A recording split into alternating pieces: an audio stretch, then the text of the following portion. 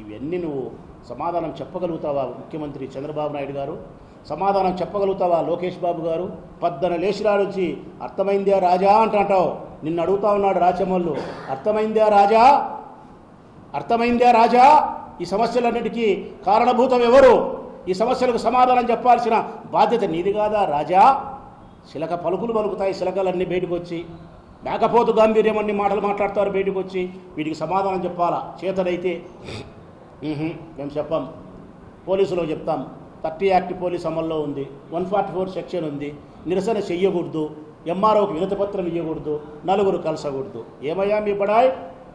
ప్రజాస్వామ్యమైన ఈ దేశంలో మీరు ప్రజా వ్యతిరేక నిర్ణయాలకు పాల్పడినప్పుడు ప్రజల పక్షాన శాంతియుతమైన ఆందోళన కార్యక్రమాలు చేసే హక్కు ప్రజలకు కానీ, రాజకీయ వర్గాలకు కానీ, రాజకీయ పార్టీలకు కానీ లేదా? మీరు పోలీసులు మాపై ఉసిగొలిపితే 30 యాక్ట్ అమల్లో ఉందంటే మేము భయపడి ఇళ్లలో దుప్పటి కప్పుకొని కొనుక్కుంటామనుకుంటున్నారా? పొరపాటు, క్వశ్చనే లేదు. ప్రజాపక్షాన పోరాటం చేసే వైఎస్ఆర్ కాంగ్రెస్ పార్టీ జగన్మోహన్ రెడ్డి గారి నాయకత్వాన జగన్మోహన్ రెడ్డి గారు ఇచ్చిన ఆదేశం శిరోధార్యమే మాకు. రాష్ట్ర వ్యాప్తంగా వైఎస్ఆర్ కాంగ్రెస్ పార్టీ శ్రేణులకు పోలీసులు 30 యాక్ట్ పెట్టినా చేస్తాం, 144 సెక్షన్ పెట్టినా చేస్తాం, మా పైన బాష్పవాయువు ప్రయోగించినా చేస్తాం, మా పైన బూట్లతో తన్నినా ప్రజాపక్షాన 12వ తారీఖు గొప్ప ర్యాలీని నిర్వహిస్తాం, గొప్ప నిరసన కార్యక్రమాన్ని నిర్వహిస్తాం. జగన్మోహన్ రెడ్డి గారు చెప్పినట్టు చంద్రబాబు నాయుడుకు చెమట పట్టేంతగా, చంద్రబాబు నాయుడుకు వెన్నులో వణుకు పుట్టేంతగా వైఎస్ఆర్ కాంగ్రెస్ పార్టీ 12వ తారీఖు గొప్ప నిరసన కార్యక్రమాన్ని చేసి తీరుతామని హెచ్చరిక చేస్తూ ఉన్నాం. ప్రజాస్వామ్యబద్ధంగా నిరసన చేసే మా హక్కును మీరు కాలరాయొద్దని కూడా పోలీసులకు విజ్ఞప్తి చేస్తూ ఉన్నాం. మరొక్కసారి చంద్రబాబు నాయుడు దగ్గర మొదలుకుంటే ఈ ఊరు వరకు ఉండే తెలుగుదేశం పార్టీ, కడప జిల్లా వరకు ఉండే తెలుగుదేశం పార్టీ ప్రతి ఎమ్మెల్యేని అడుగుతా ఉన్నా నేను. ప్రజాపక్షాన మేము అడిగిన ఈ ప్రశ్నలకు సమాధానం చెప్పగలుగుతారా ఓ ఎమ్మెల్యేలారా, ఓ మంత్రులారా? సజావుగా సక్రమంగా మీడియా ముందుకు వచ్చి ఒక్కొక్కటిగా 60 ఏళ్లకు పెన్షన్ ఏంది, 50 ఏళ్లకు పెన్షన్ ఏంది, 20 లక్షల ఉద్యోగాలేంది, నిరుద్యోగ భృతి ఏంది, గ్యాస్ కనెక్షన్ ఏంది, ఉద్యోగుల హామీలేంది, 1500 రూపాయల ఆడపిల్లలకు ఇచ్చే వ్యవహారం ఏంది, ఫీజు రీఎంబర్స్మెంట్ ఏంది, ఆరోగ్యశ్రీ ఏంది? ఇవి కాకుండా ఇంకా నువ్వు చెప్పిన మాటలు మరికొన్ని చెప్పమంటావా బాబు? నేను గెలిచిన తర్వాత కరెంటు బిల్లులు ఎప్పుడూ పెంచనని చెప్పినావు, గెలిచిన 3 నెలల కాలమే 20,000 కోట్ల రూపాయల భారాన్ని ప్రతి కుటుంబం మీద వేసి ఈ ఎండల కాలంలో కరెంటు షాక్ కొట్టేంత బిల్లులు వచ్చినాయి. నిత్యావసర వస్తువుల ధరలు పెరగవని చెప్పినావు, నిత్యావసర వస్తువుల ధరలన్నీ ఆకాశాన్ని అంటుతున్నాయి. చింతపండు, బెల్లం, ధనియాలు, మిరపకాయలు, కొబ్బెర, బియ్యం, నూనె, పామాయిలు ఏది పట్టుకున్నా కూడా ఆకాశాన్ని ధరలు అంటుతున్నాయి. సమాధానం చెప్తావా? పేద మధ్యవర్తి వర్గాలకు చెప్పవా? డీజిల్, పెట్రోలు ఆగిత్యంగా మాట్లాడినాడు ఆ రోజు నీ కొడుకు. నువ్వు చాలా ఆగిత్యంగా అర్థమైందే రాజా అని మాట్లాడినావు కదా రాజా. ఈరోజు చెప్పు, 6 సార్లు పెంచినావు, ఇప్పటికీ 6 సార్లు పెంచినావు రాజా డీజిల్, పెట్రోల్.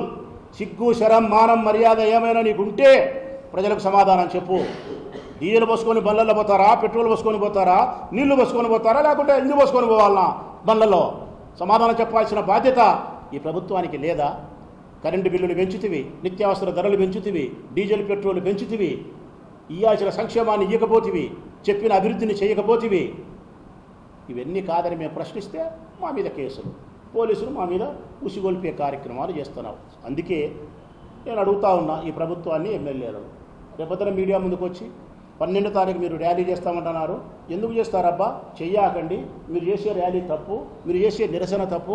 ఇదిగో నేను 50 ఏళ్ళకి పెన్షన్ ఇచ్చినా, ఇదిగో 60 ఏళ్ళకి కొత్త పెన్షన్ ఇచ్చినా, ఇదిగో నేను దీపం ఇచ్చినా, ఇదిగో నేను ఆరోగ్యశ్రీ అమలు చేసిన, ఫీజు రిమర్స్ అమలు చేసిన, రాచమల్లి చెప్పినటువంటి అబద్ధాలు ప్రజలకు అన్నీ మేము చేసినామని చెప్పి మీడియా ముందుకొచ్చి ధైర్యంగా చెప్పగలిగిన ఎమ్మెల్యే ఎవరో ముందుకొచ్చి మేము అడిగిన ప్రశ్నలకు సమాధానం చెబితే సంతోషిస్తాం.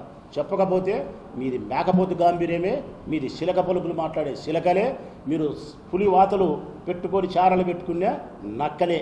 తోడేళ్ల గుంపై జగన్మోహన్ రెడ్డి మీద విరుచుకుపడే దద్దమ్మలను మిమ్మల్ని భావించాల్సిందే తప్ప మరొకటి కాదు. మేమైతే మాత్రం ప్రజాక్షేత్రంలో ప్రజల పక్షాన వైఎస్ఆర్ కాంగ్రెస్ పార్టీ గట్టిగా పోరాటం చేస్తాం.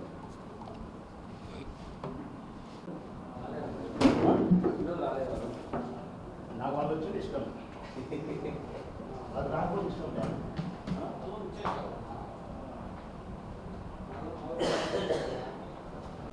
ఈ ప్రభుత్వంలోని చిన్నవాళ్ళ దగ్గర నుంచి పెద్దవాళ్ళ వరకు ఎవరైతే వివిధ రకాల పదవుల్లో కొనసాగుతున్నారో కూటమిలో ఉండే వాళ్ళందరినీ ప్రశ్నిస్తూ ఉన్నా. ప్రతినిత్యం జగన్మోహన్ రెడ్డి గారి కుటుంబం పైన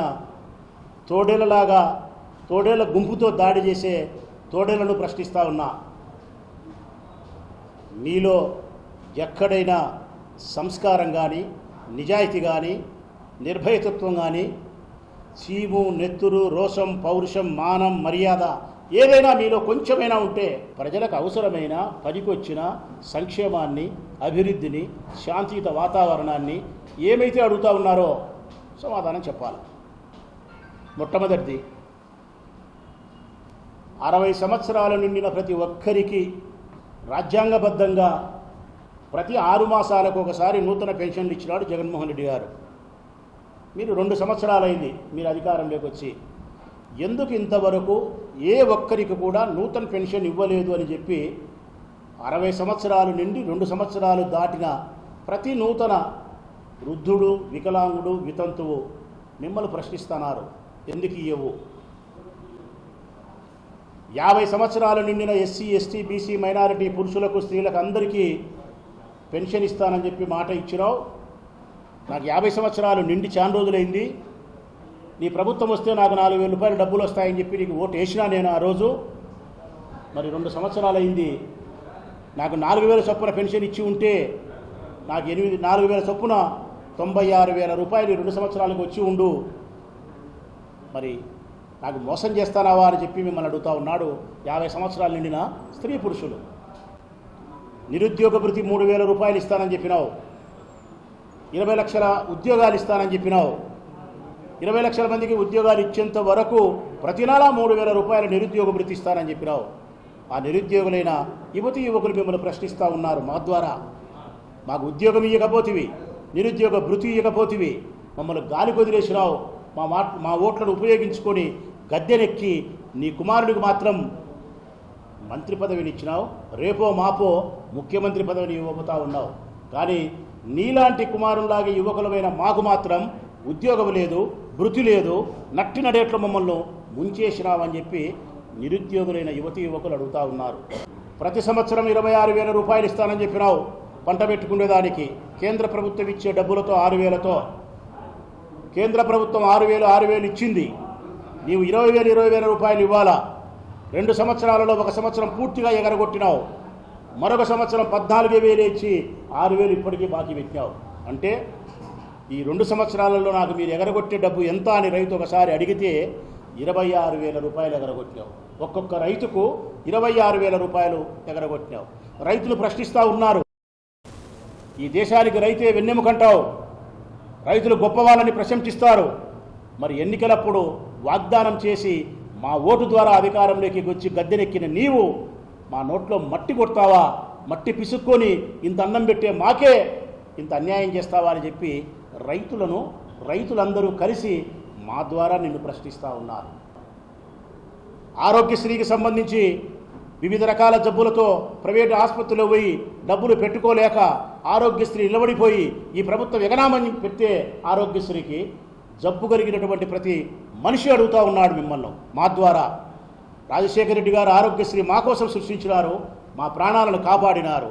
దాన్ని మరింత పునరుద్ధరణ చేసి గొప్పగా ఎక్కువ జబ్బులను చేర్చి 25 లక్షల ఆరోగ్యశ్రీ కార్డు జగన్మోహన్ రెడ్డి ఇచ్చినాడు. నీ వచ్చిన ఈ 2 సంవత్సరాల తర్వాత ఆరోగ్యశ్రీ బకాయిలు పెండింగ్ పెట్టి ఆరోగ్యశ్రీ నిలబడిపోయి మనుషులు చనిపోవడానికి కారణభూతమైన ఈ ప్రభుత్వాన్ని కసాయి ప్రభుత్వంగా మేము భావిస్తున్నాం అని చెప్పి జబ్బు కలిగిన ప్రతి మనిషి మా ద్వారా మిమ్మల్ని ప్రశ్నిస్తూ ఉన్నాడు. వైఎస్ఆర్ కాంగ్రెస్ పార్టీ అగ్రభాగాన ముందుంటుంది, వైఎస్ఆర్ కాంగ్రెస్ పార్టీ జెండా ముందు భాగాన ఉంటుంది. కానీ ఆ జెండాకు వెనుక భాగాన నడిచేది మాత్రం నీ బాధితులే. నిరుద్యోగ భృతి అందకుండేవాళ్ళు, 1,500 అందని మహిళలు, రైతులు, ఉద్యోగులు, నీ చేత బాధింపబడినటువంటి అందరూ కూడా ఆ వైఎస్ఆర్ కాంగ్రెస్ పార్టీ జెండా వెనకవైపున ప్రతి నియోజకవర్గంలోనూ 1,000 మంది నడుస్తారు. ప్రొద్దుటూరు నియోజకవర్గంలో 10,000 మందికి తగ్గకుండా బాధితులు రేపొద్దున సంబంధించిన అధికారికి వినతిపత్రం ఇవ్వడానికి వస్తారు.